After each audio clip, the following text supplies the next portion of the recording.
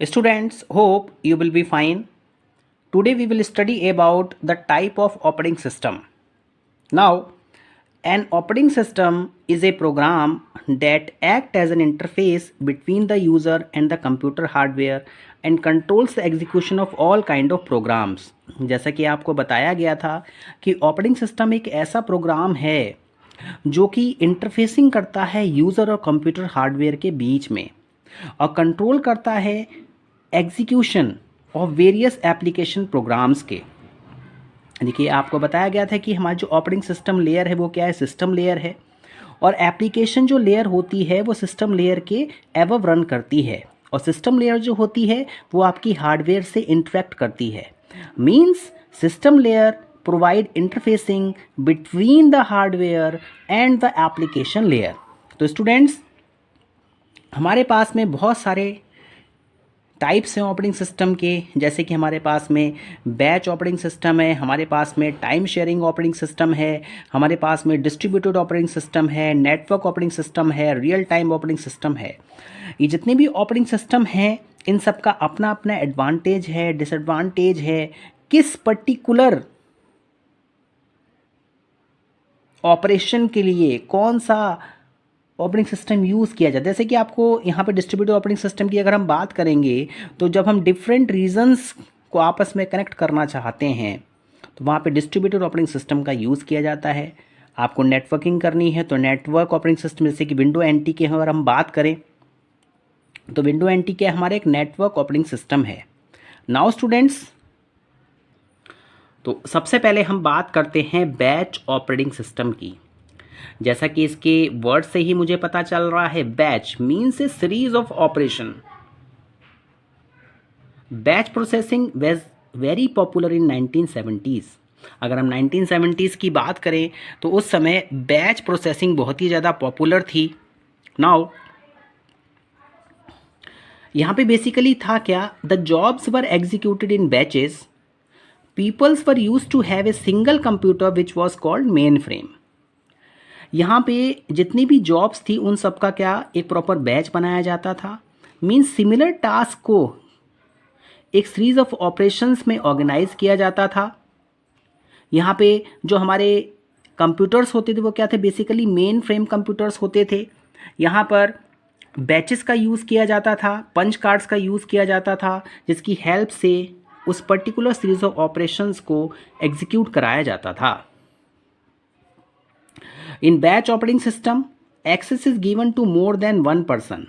यहाँ पर जितने भी हमारे बैच ऑपरेटिंग सिस्टम थे उसमें जो एक्सेस थी वो किसी एक पर्सन से ज़्यादा को दी जाती थी, जिससे कि वो अपने रेस्पेक्टिव टास्क को सबमिट कर सकें, और जैसे ही वो टास्क एग्जीक्यूट हो वो उस रेस्पेक्टिव जॉब को कलेक्ट कर सकें। Students, the system put all the jobs in A Q. ये जो हमारे बैच ऑपरेटिंग सिस्टम थे, जैसे कि मैंने आपको बताया, यहाँ पर सिमिलर टास्क को कंबाइन कर दिया जाता था, उनका एक बैच बना दिया जाता था, और FCFS means first come first serve basis पे जॉब्स को एग्जीक्यूट किया जाता था one by one. Students, for example हम बात कर, जैसे हमारा पेरोल सिस्टम है। पेरोल सिस्टम, जितनी भी कंपनीज होती हैं उन सबके अपने अपने सिस्टम्स हैं, कितने एम्प्लॉयज़ हैं। तो पेरोल सिस्टम्स, जैसे कि 4 कंपनीज़ का टास्क आया तो उन्होंने क्या किया, उसका एक बैच बना दिया और उनको एक साथ में एग्जीक्यूट करा दिया। हमारे पास में बैंकिंग सिस्टम्स होते हैं, या फिर इन्वेंट्री है, इन्वेंट्री को कंट्रोल करने के लिए। तो ये सब हमारे क्या है, बैच हैं। इन सबको एक सीरीज ऑफ ऑपरेशंस को बैच में कन्वर्ट कर दिया गया, उसको पर्टिकुलर टास्क को एक बार में सबमिट किया गया। स्टूडेंट्स, यहाँ पर the user collect their respective output when all the jobs get executed.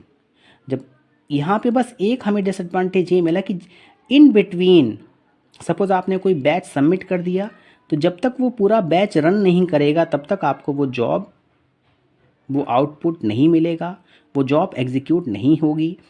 पूरा का पूरा बैच कंप्लीट होने के बाद में ही यूज़र अपने रिस्पेक्टिव आउटपुट को कलेक्ट कर सकता है।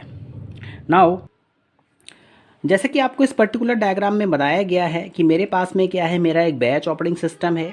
यहाँ पर हमने क्या किया, जॉब्स का क्या कर दिया, बैच बना दिया। जॉब 1 मेरे पास में है, जॉब 2 है, जॉब 3 है, जॉब N है। यहाँ पे सीपीयू है,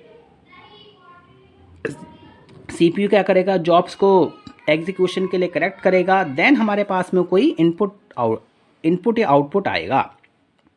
स्टूडेंट्स, एग्जाम्पल के लिए IBM का जेड ऑपरेटिंग सिस्टम है, ये हमारा बैच ऑपरेटिंग सिस्टम था। IBM का फोर्टन मॉनिटर सिस्टम है, SOS में शेयर ऑपरेटिंग सिस्टम है।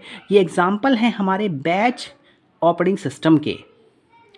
स्टूडेंट्स, अगर मैं बैच ऑपरेटिंग सिस्टम की बात करूं तो यहाँ पे सबसे बड़ा जो डिसएडवांटेज है वो ये है कि batch processing suffer from starvation. Batch processing जो है वो स्टारवेशन एक प्रॉब्लम है जिससे सफ़र करती है।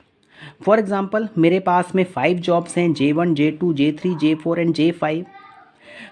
सभी जॉब्स एग्जीक्यूट होनी चाहिए और जो हमारे पास में J1 जॉब है उसका एग्जीक्यूशन टाइम बहुत ज़्यादा है इन कंपैरिजन टू 4 जॉब्स।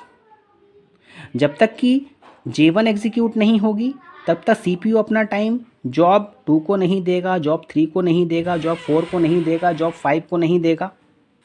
तो इट मीन्स J2 से लेके J5 तक जितनी भी जॉब्स हैं उन सबको क्या करना पड़ेगा, वेट करना पड़ेगा। तो हैंस ये जितनी भी हमारी जॉब्स हैं ये स्टार्व हो जाएंगी, इनको टाइम नहीं मिलेगा, टाइम पर एग्जीक्यूट नहीं कर पाएंगी। तो that is the concept of starvation.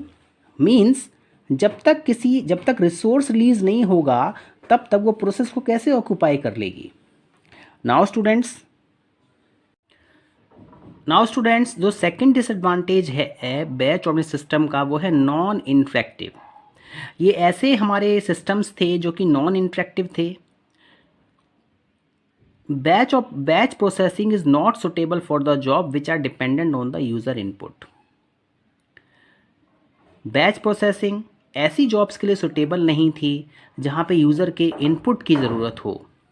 For example, कोई बैच अगर रन कर रहा है और बीच में उसे किसी इनपुट की रिक्वायरमेंट है और अगर यूज़र अवेलेबल नहीं है तो वो टास्क आपका वहीं पर रुका रहेगा।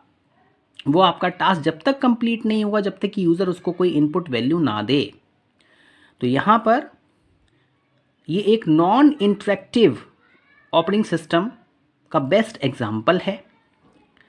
If A job require the input of 2 numbers, जैसा कि कोई जॉब को 2 नंबर्स की रिक्वायरमेंट है कंसोल से, then it will never be going to get it in the batch processing scenario since the user is not present at the time of execution।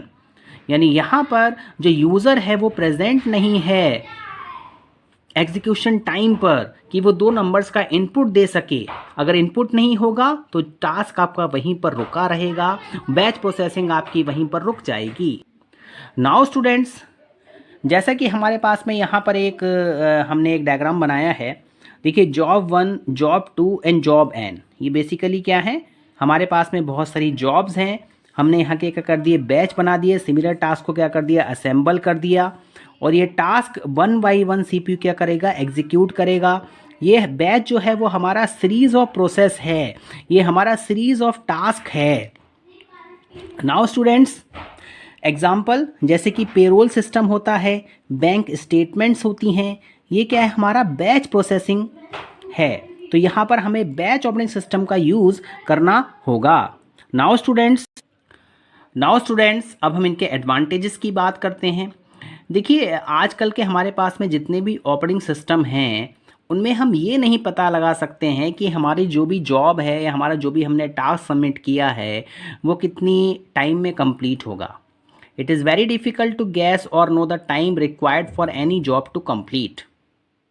But जो हमारे batch systems के processors थे उनमें हम ये पता लगा सकते थे कि किस जॉब को कंप्लीट होने में कितना टाइम लगेगा।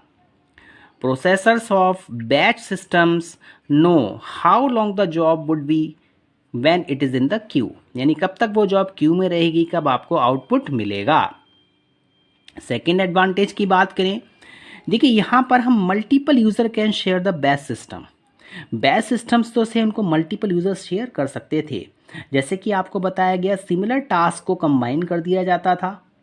4 पर्सन्स मेरे पास में आए कि मुझे पेरोल सिस्टम बनाना है, उनका टास्क हमने पूरा असेंबल कर दिया, बैच बना दिया और सिस्टम को सबमिट कर दिया। दूसरा पर्सन आया कि मुझे बैंक स्टेटमेंट्स बनानी है, उस टास्क को हमने सबमिट कर दिया। मीन्स मल्टीपल यूज़र शेयर करते हैं यहाँ पे बैच सिस्टम्स को। स्टूडेंट्स टाइम, यहाँ पे जो बैच सिस्टम है उसका आइडियल टाइम बहुत क्या है, लेस है। मीन्स ये सिस्टम मल्टीपल यूज़र्स को शेयर कराते हैं, हम यहाँ पे मैक्सिमम थ्रूपुट अचीव कर सकते हैं। फोर्थ एडवांटेज क्या है, it is easy to manage large work repeatedly in batch systems. अगर हमारे पास में बहुत ज़्यादा वर्क है और हम उसको रिपीट करना चाहते हैं तो बैच सिस्टम्स में ऐसे वर्क को रिपीट करना बहुत ही ज़्यादा आसान है। स्टूडेंट्स देखिए, ऐसा इसलिए क्योंकि जो हमारे बैच ऑपरेटिंग सिस्टम्स थे वो बहुत ही ज़्यादा पावरफुल थे। जैसे कि हम मेन फ्रेम कंप्यूटर्स की बात करें तो मेन फ्रेम कंप्यूटर्स बेसिकली के यहाँ बहुत ही पावरफुल सिस्टम्स हैं। उनमें हम बहुत सारे टास्क को एक साथ में परफॉर्म करा सकते हैं। प्लस अगर हमारे पास में कोई लार्ज टास्क है उसको हमें बार बार रिपीट करना है तो वो भी हम ईज़िली कर सकते हैं, क्योंकि हमें ये पता रहता है कि जो हमारी पर्टिकुलर जॉब है उसको कंप्लीट होने में कितना टाइम लगेगा। तो this is the most important advantage of batch operating system.